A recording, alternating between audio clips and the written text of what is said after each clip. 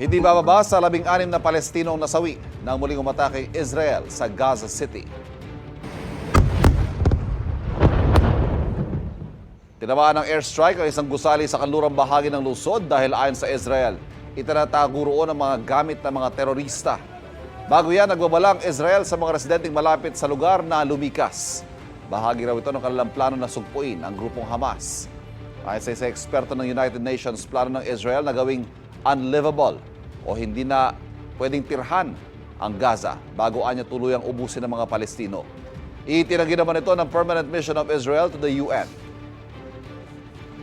Kapuso, huwag magpapahuli sa latest news and updates. Mag-iuna ka sa balita at mag-subscribe sa YouTube channel ng GMA Integrated News.